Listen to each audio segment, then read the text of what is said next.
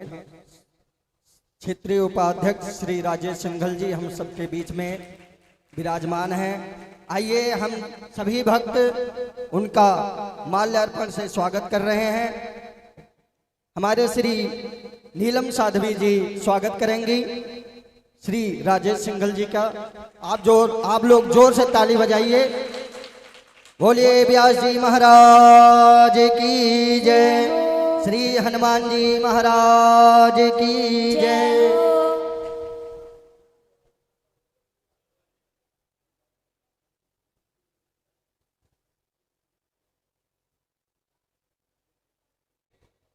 संभल जो कि कल की नगरी है और इस नगरी में हिंदुओं की संख्या मात्र 20 से 25% है और उनको भी आपस में एकत्रित करने के लिए हमें ये समायोजन के प्रोग्राम करने पड़ते हैं और आप लोगों को जगाना पड़ता है।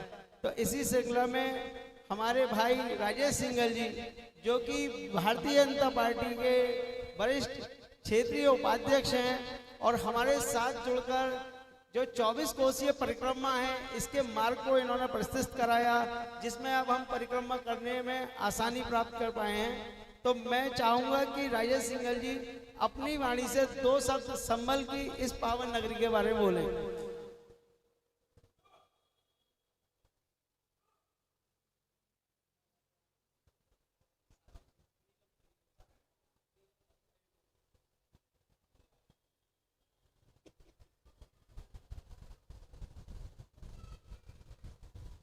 संभल नगर में 12 कथा, 12 महा, 12 तीर्थों पर हो रही है 5वीं कथा में उपस्थित हमारे मोहल्ला कोट पूर्वी के गुलेश्वर महादेव मंदिर में आयोजित इस भागवत कथा में मेरे सभी सम्मानित बुजुर्गों, मेरे सभी सम्मानित मातृशक्ति, उपस्थित प्यारे बच्चों और इस व्यासपीठ पर पधारी हमारी साध्वी पूजा जी, जिनके श्री मुख से लगातार आप सभी लोग इस कथा का श्रवण कर रहे हैं। ये बहुत ही सुंदर आयोजन अपने राष्ट्रीय स्वयंसेवक दल की संघ के द्वारा ये आयोजन किया गया है और बहुत खुशी की बात है कि संभल की पहचान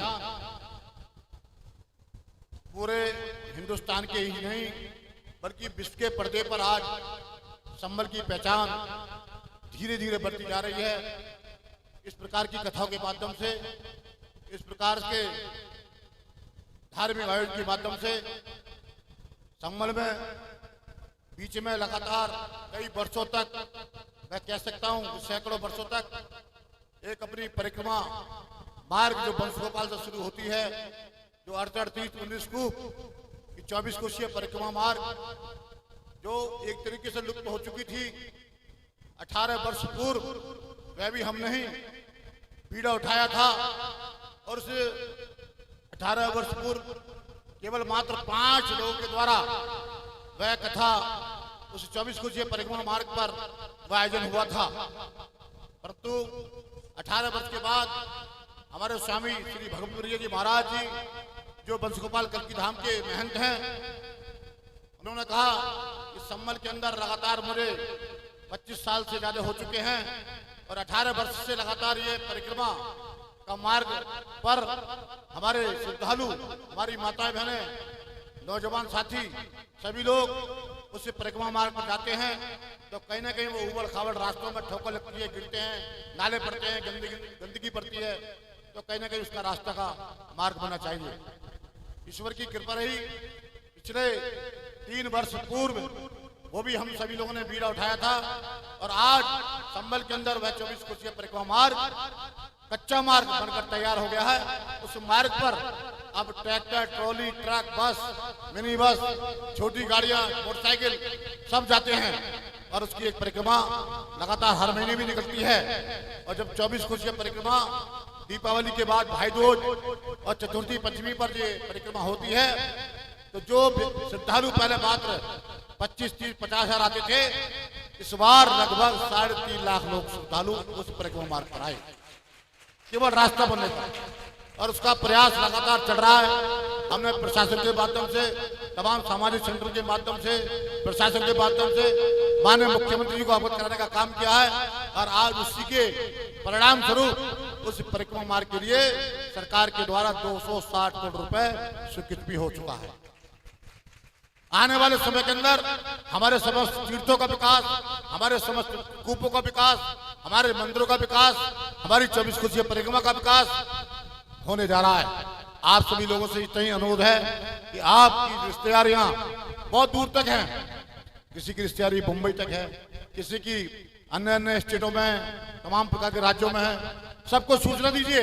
और आने वाली दीपावली के बाद चतुर्थी पंचमी पर जो 24 कोसीय परिक्रमा शुरू होगी, उस 24 कोसीय परिक्रमा में हम सब लोग जाने का काम करें, तभी उस संबल की पहचान विश्व स्तर तक बढ़ेगी। जिस प्रकार से अयोध्या का धाम बनकर तैयार हुआ है, जिस प्रकार से काशी विश्वनाथ का धाम बनकर तैयार हुआ है, जिस प्रकार से मथुरा के अंदर भगवान श्री कृष्ण जी की जन्मभूमि पर भी धाम बनकर तैयार हो रहा है और हो गया है, इसी प्रकार से भगवान श्री कल्की जी के जन्म स्थान का धाम भी बनकर तैयार होने जा रहा है। इसलिए आप सभी लोगों के माध्यम से यह तभी संभव है कि हम सब लोग भारी संख्या में इकट्ठे होकर अपने समस्त धार्मिक कार्यक्रमों में बहुत शक्ति के साथ, भक्ति के साथ, संख्या बल के आधार पर हम सब लोग अपने सभी कथाओं को के कार्यक्रम को और मजबूती देने का काम करें, और जितने भी अपने संबल के अंदर धार्मिक कार्यक्रम हो, इन धार्मिक कार्यक्रम के माध्यम से हम सब लोग जातिवाद भी भूल जाते हैं, क्योंकि बहुत से समाज के अंदर ऐसे लोग भी हैं जो जातिवाद की बात करते हैं,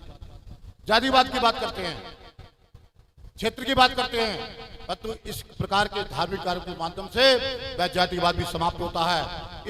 इस मंदिर के अंदर हमारी मातृशक्ति बैठी हुई है। कोई जाटा समाज से भी हो सकते हैं, कोई वाल्मीकि समाज से भी हो सकते हैं, कोई पंजाबी समाज से हो सकते हैं, कोई ब्राह्मण भी होंगे, कोई पाल भी होंगे, कोई कश्यप भी होगा, कोई सैनी भी होगा, कोई यहाँ जाट भी होंगे, यहाँ पर कोई वैश्य भी होंगे, ठाकुर भी होंगे, यानी कि सब प्रकार की जाति के लोग यहाँ पर बैठे हुए हैं। इस प्रकार के धार्मिक कार्यक्रम के माध्यम से हमारी जाति का बाद जो जातिवाद है, वो इस प्रकार के धार्मिक कार्यक्रम के माध्यम से वो जातिवाद समाप्त होता है और अपने हिंदू समाज की शक्ति का वो प्रदर्शन दिखाई देता है। इसलिए हमें समय समय पर अपने हिंदू समाज की शक्ति का प्रदर्शन इस प्रकार के धार्मिक कार्यक्रम के माध्यम से करते रहना चाहिए। इस अवसर पर मुझे यहाँ पर हमारे नितिन गुप्ता जी ने मुझे यहाँ पर बुलाने का सौभाग्य दिया, मैं उनके प्रति आभार व्यक्त करता हूँ। और अपने बहुत दूर से यहाँ पर पधारी हैं साध्वी पूजा जी, उनको भी मैं बारंबार उनका अभिनंदन करता हूँ, स्वागत करता हूँ कि आपके श्री मुख से आज कथा का श्रवण हो रहा है। और मुझे जानकारी मिली है कि आज अंतिम दिन है, आज अंतिम दिन है, तो आप सभी लोगों ने लगातार 7 दिन तक इस कथा का श्रवण करने का काम किया है। निश्चित रूप से ईश्वर से यही प्रार्थना करना चाहूंगा कि आपको सुख शांति प्रदान करे। भारत माता की जय। जय श्री कृष्ण। जय श्री कृष्ण। श्री राधे। और मैं अपने नितिन भैया से निवेदन करूंगी कि वो सनातन धर्म के लिए जनसंख्या को लेकर के और भारत के समस्त देशों को अनुभव को लेकर के कुछ 5 मिनट में अपने सुंदर वचनों को, श्रेष्ठ वचनों को समस्त सनातनियों के समक्ष रखने का कष्ट करें। जय श्री कल्की। ये बहुत ही गंभीर विषय है जिसके इस विचार को आपके सामने रखता हूं कि भगवान श्री कल्की का अवतरण होना है या हो चुका है, इसके ऊपर एक समीक्षा है। आप लोग अपने अपने हाथों में कैलकुलेटर लीजिए, समझिए और फिर बताना कि ये सही है नहीं सही है। ये भारतवर्ष ही नहीं, आप लोग अगर नेट चलाते हैं तो गूगल पे सर्च कर सकते हैं। इस समय पूरे विश्व की जनसंख्या 811 करोड़ है, जिसमें केवल एक भारतवर्ष है जिसमें हम सनातनी लोग रहते हैं। तो इस सनातनी देश जिसका नाम भारत है, इसकी जनसंख्या है 140 करोड़। अगर सही से नोट करें तो इसे नोट करते रहना। और इसके अंदर लगभग 40% मलिक्ष रहते हैं। मलिक्ष का मतलब होता है जो मांस और मदिरा का पान करते हैं। ये जो अब वर्ग के लोग हैं वो 40% है। अगर 40% कम कर दें आप तो लगभग केवल 80 करोड़ रह जाते हैं। और उसी 80 करोड़ में भी 20% वो लोग हैं जो भगवान को नहीं मानते। वो हैं भीम और मीम वाले, जो भगवान को कतई नहीं मानते। तो बचते हैं मात्र 50 करोड़। और वो 50 करोड़ में भी एक घर में कम से कम 5 लोग होते हैं, 2 पूजा पाठ वाले होते हैं और 3 व्यापार वाले होते हैं, जिन्हें सुबह की पूजा नहीं पता और शाम की पूजा नहीं पता, उन्हें तो बस धन धन धन धनाधन चलता है। तो बचते हैं मात्र 30 करोड़। अब आप 811 करोड़ में से 30 करोड़ लोगों को डिवाइड करेंगे तो ये आता है मात्र सनातनी है इस पूरे विश्व में 5%। अब 5% केवल सनातनी अगर हैं तो यहाँ हमें चिंता करने की जरूरत है या भगवान को चिंता करने की जरूरत है कि उनका बहुमत कम होता चला जा रहा है। तो ऐसी स्थिति में भगवान श्री कल्कि का प्राकट्य होगा या नहीं होगा, और अगर होगा तो कहाँ होगा, और अगर यहाँ होगा तो हम स्वागत के लिए तैयार हैं? मुझे लगता नहीं, बस आगे के 4 तैयार हैं, बाकी सब तो आराम से बैठे हैं। आप लोग भगवान कल्कि के स्वागत के लिए तैयार हैं? अब तैयारी कैसे होती है यही बता दूं। जैसे ही मेरी शादी होती है और मुझे पता चलता है कि मेरे बालक होने वाला है, पहला ही महीना आता है, मैं अपने घर को उसकी तरीके से ढालना शुरू कर देता हूँ, सजाना शुरू कर देता हूँ, अपनी घरवाली की सारी फरमाइशें पूरी करना शुरू कर देता हूँ। और जब मुझे पता है मेरे भगवान आने वाले हैं, मेरे घर में क्या तैयारी है, आपके घर में क्या तैयारी है, ऐसा क्या खास किया है आप लोगों ने कि भगवान आपके घर आए? आप बताइए, सोच के बताइए। आज से लगभग जब इलेक्शन शुरू हुए थे 2024 में, तो योगी जी और मोदी जी संभल आए थे और उन्हें बुलाया था किसने? प्रमोद कृष्णन ने। आप सबको पता है क्यों पता है? क्योंकि उसका प्रचार हुआ था और वो साक्षात सबके सामने आए थे। अगर योगी जी मोदी जी अकेले आते, प्रमोद कृष्णन से मिलके चले जाते, तो क्या आप लोग विश्वास करते कि प्रमोद के यहाँ भगवान योगी जी या मोदी जी आए हैं? नहीं करते ना।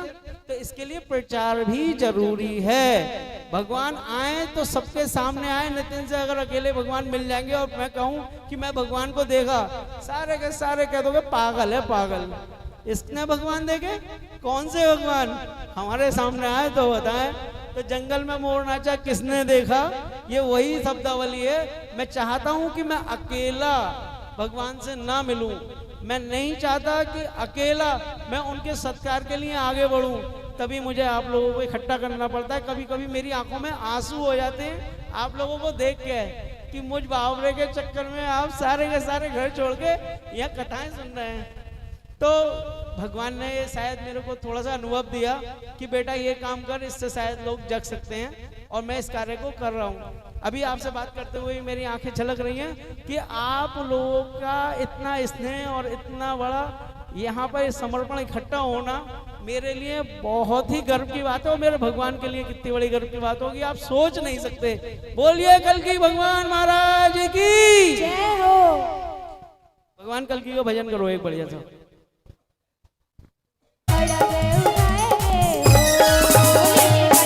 भगवान महाराज की जय। जय श्री कल्कि। भगवान अपने दर पर उसे ही बुला पाता है जो आने की इच्छा करते हैं। तो आज हमारे समक्ष आए हैं विश्व हिंदू परिषद के जिला अध्यक्ष श्री अनंत अग्रवाल जी, जिन्हें आप लोगों की शुभकामनाएं दीजिए, क्योंकि हिंदू समाज को एकत्रित करने के लिए जिम्मेदारी मिली है और अभी ये रामलीला कमेटी के भी अध्यक्ष बने हैं। और अब के रामलीला आपको बहुत ही भव्य देखने को मिलेगी, ऐसी हम लोगों की आशा होनी चाहिए। तो एक बार मैं कहूँगा कि आप अपने विचार बताएं कि किस तरीके की रामलीला के भक्तों को देखने को मिलेगी। सभी को जय श्री कल्कि। इस बार रामलीला का प्रभार आप सबके आशीर्वाद से, प्रभु के आशीर्वाद से मुझे कराने का अवसर मिला है। इस दायित्व की पूर्ति आप लोगों के अनुरूप हो, आप लोगों की इच्छा से हो, भव्य हो। इस भव्यता को बनाए रखने के लिए मैं आपसे एक ही निवेदन करूंगा कि निश्चित रूप से प्रतिदिन रामलीला में सहभागिता करें, रामलीला में बढ़ चढ़ कर भाग लें और रोजाना अपनी उपस्थिति यदि आप दर्ज कराएंगे तो ये निश्चित रूप से रामलीला सफल होगी। रामलीला का मंचन आप सबका हृदय है और संबल के लिए बड़े सौभाग्य की बात है कि संबल जैसी जगह में हम एक भव्य रामलीला का आयोजन कर पाते हैं। परंतु कोई भी आयोजन बिना आपके सफलता को नहीं प्राप्त कर सकता है। इसीलिए आपकी उपस्थिति, आपका प्यार, आपका सहयोग प्रत्येक दशा में हम सब के लिए वांछित रहेगा।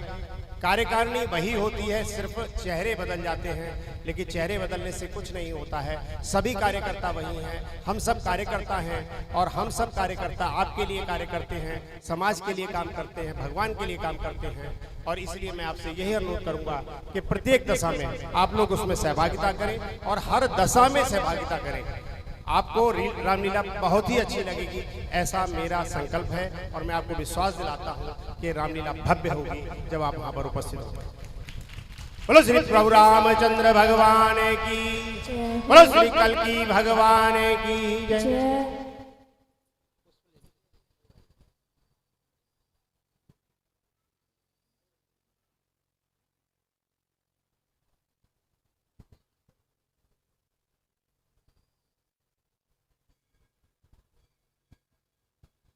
बोलिए यज्ञ नारायण भगवान की जय। आप लोग शांति का परिचय दें। आज प्रसाद खूब बटेगा, आज खूब प्रसाद आया है क्योंकि भक्त लोग मुझे बता रहे हैं तो उसका पूरा खर्चे का फायदा हो जाएगा कि दिन में हम भागवत करेंगे और रात में रामचरित का पाठ।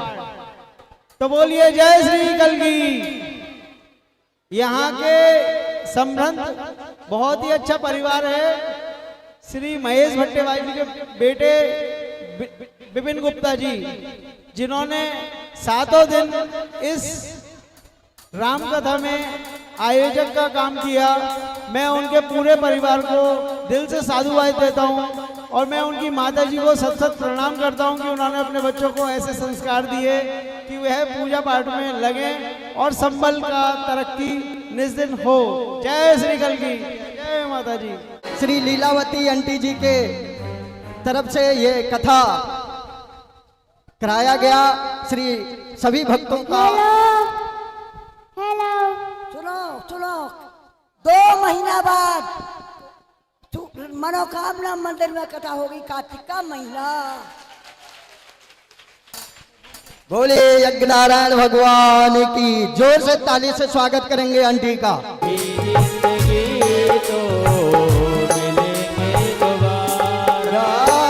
मिलन आज तक था, मिलन आज तक था, हमारा तुम्हारा वही जिंदगी तो